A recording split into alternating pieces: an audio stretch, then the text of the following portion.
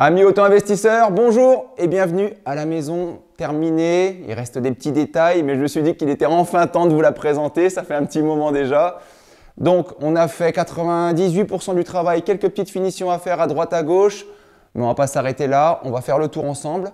La maison va bientôt être vendue. L'autre maison dans laquelle je vais habiter est en travaux. C'est une maison neuve en construction. Vous voudriez peut-être la voir, je ne sais pas. À la rigueur, si vous voulez, on y va maintenant. Ouais. Allez, c'est parti, on y va. C'est parti!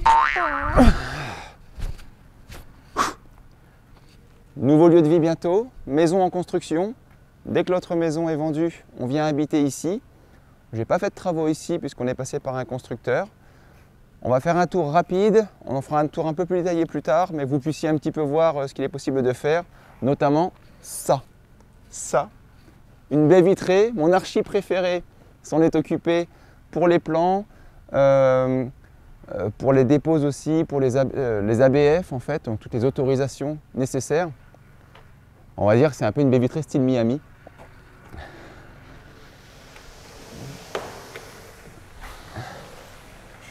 Et donc là, on n'a pas de poteau du tout. On va pouvoir ouvrir en grand dans le salon, ça va être super. Une belle vue sur un petit jardin sympa. Pour l'explication rapide, ici, cette maison est sur un terrain qu'on appelle une dent creuse, c'est-à-dire c'est un petit bout de terrain, une frite, on l'appelle comme on veut, qui servait à rien. Et on a réussi, elle a réussi à l'aménager. On fait un petit tour rapide, vous pourrez voir ça rapidement. On est en plein travaux. Salon, cuisine, entrée. On aura un étage complet quand on aura le temps, on le fera. On a un petit WC. Un patio. Hop. Donc ici un patio, il y aura un arbre, ça va être super sympa. Ça donne à la fois sur la cuisine, sur l'entrée, sur la chambre. Oh, le gros bazar. Chambre suite parentale, avec une salle de bain dans le fond, juste ici. Une salle de douche. Ouais, c'est un petit espace.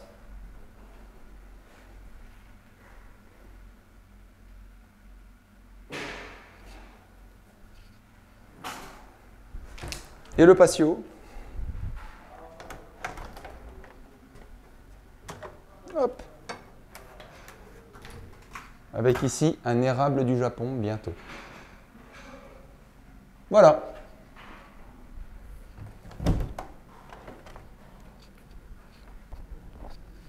Je vais vous montrer rapidement ce qu'on appelle un rejointoiement. C'est assez simple.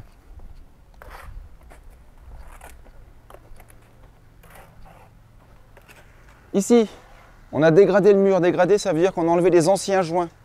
Tout ce qui était vraiment foutu, quoi, en fait. On le voit au sol, en fait. On imagine que c'était là. On est venu avec un petit perfo, c'est tombé. Ensuite, on vient remettre un rejointoiement. Ça va donner cet aspect-là.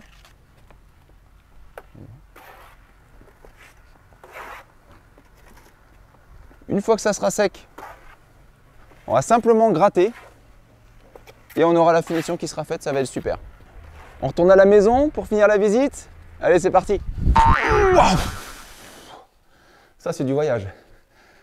Bienvenue ici, ça essouffle, c'est incroyable ce truc. On fait le tour de la maison, c'est parti. Donc, on avait déjà vu avec les travaux, enfin pendant les travaux, ce que ça donnait. Beaucoup de changements. Derrière moi, la cuisine, on va faire un petit tour.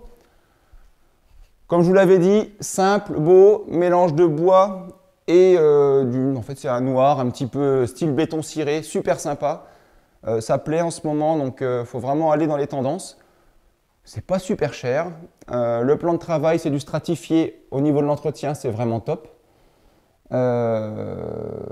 Clair, lumineux, on n'en met pas trop, ça sert à rien. On a tout l'électroménager qui est inclus dans la cuisine et qui restera.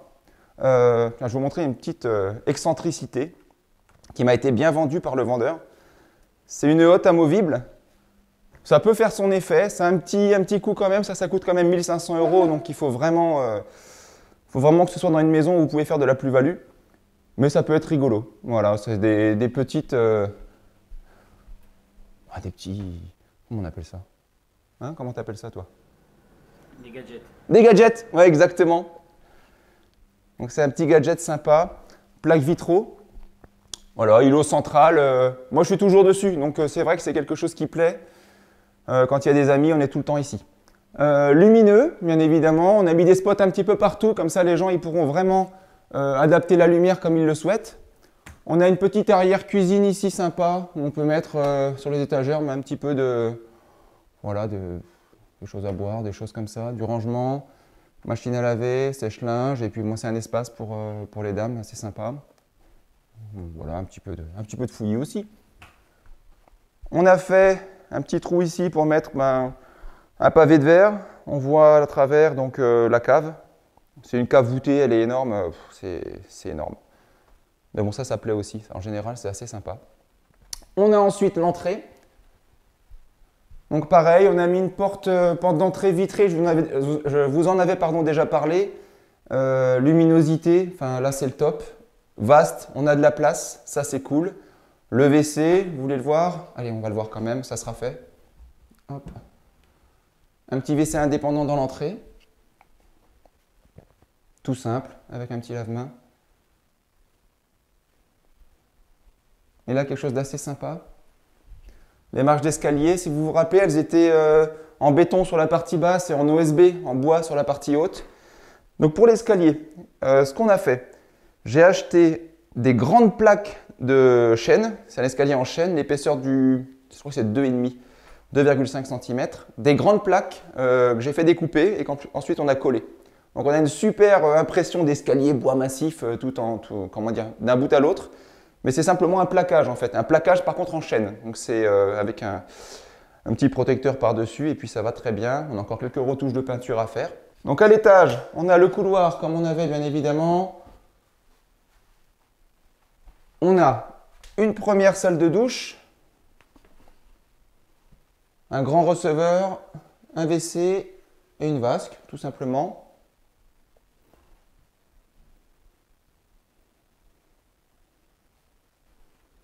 Donc une première chambre d'enfant.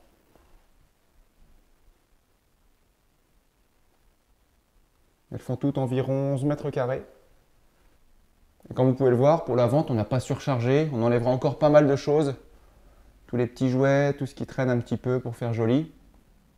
On évite de mettre plein de gros meubles partout et que ce soit surchargé pour que les gens puissent voir vraiment l'espace disponible. Une deuxième chambre. Voilà, toujours simple, un peinture blanc, un parquet stratifié. Ça tient bien dans le temps, c'est résistant, ça coûte pas cher.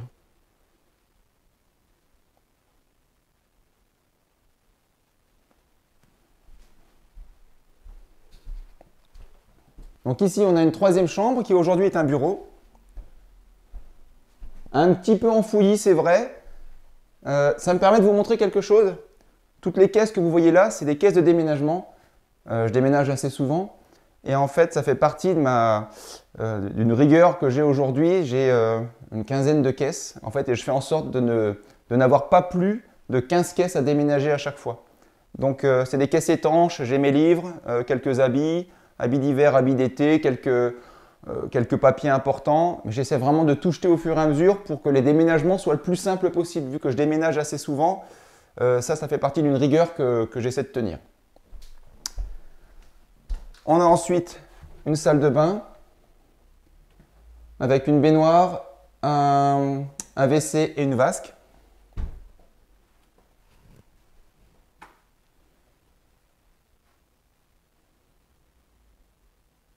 Donc quand il y a une salle de bain, enfin deux salles de bain, en fait, j'essaie de privilégier une douche et une baignoire pour que tout le monde soit content. Les gens veulent des douches ou des baignoires, on ne sait jamais. Donc là, il y a les deux, au moins on n'aura pas de problème au niveau de la vente. Et la quatrième chambre,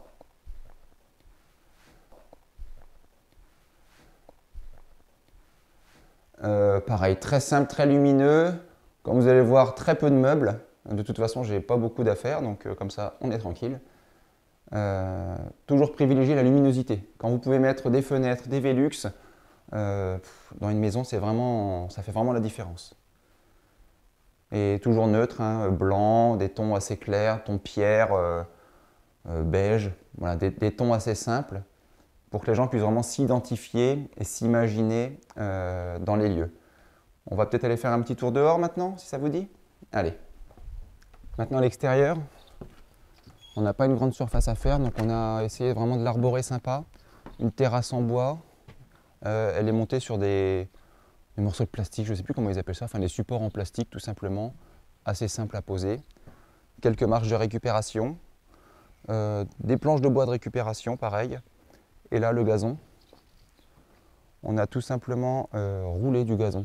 C'est super simple, c'est des gazons en rouleau, on le roule, on le met le matin, le soir on peut en profiter. Ça je vous conseille de le faire, c'est entre 3 et 4 euros du mètre carré.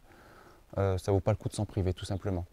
Quelques bambous dans le fond et la façade qui a été refaite intégralement, rejointoiement comme je vous avais dit. Donc tout a été piqueté et on a remis tout simplement un joint ton-pierre enduit sable de Seine sur toute la façade. Si vous voulez savoir si les rénovations que vous faites sont bonnes ou pas, l'idée est simple en fait, c'est de s'imaginer en tant qu'acheteur. Est-ce que j'achèterais ce type de maison? Est-ce que je pourrais vivre dans ce type de maison? Est-ce que les volumes me plaisent? Est-ce que l'atmosphère est sympa? Et c'est ce que vous devez vraiment chercher à faire quand vous faites un achat-vente, une rénovation. Vous devez vous mettre à la place de la personne qui va acheter. Et là, c'est vraiment ce que j'ai voulu faire. En enlevant quand même pas mal d'identité, il n'y a pas beaucoup de mon identité ici, il n'y a pas beaucoup de couleurs, il n'y a pas beaucoup de meubles, il n'y a pas beaucoup d'objets qui sont vraiment personnels. Et du coup, les gens qui vont venir vont pouvoir s'identifier et beaucoup plus s'approprier les lieux. Si vous avez la sensation que ce type de rénovation peut plaire, ben c'est qu'on est dans un bien qui va plaire, tout simplement. Donc, il ne faut pas chercher plus loin. Les chiffres. Les chiffres, je vais vous les donner une fois que la maison sera vendue. Vous aurez tous les chiffres. Prix d'achat, montant des travaux, imprévu, prix de vente, plus-value bien évidemment, puisque c'était le but de la vidéo au départ. L'idée c'est de faire une grosse plus-value. On va voir ce que les clients vont penser de cette maison. C'est le juge de paix. Et là, je vous donnerai vraiment tout. Vous aurez tout pour que vous ayez vraiment tout en main dans une troisième vidéo. Le conseil que j'ai à vous donner quand même, c'est vraiment de vous former. Sur YouTube, il y a pas mal de choses déjà pour les travaux, mais moi je vais vous donner pas mal de conseils pour que vous puissiez réaliser vos travaux vous-même, notamment le carrelage. Je pense que vous ferez une vidéo sur le carrelage, sur du grand format 90-90, on verra bien ce que ça donne et ce que vous en pensez. Et le gros conseil que je vous donne, bien évidemment, c'est d'investir en vous!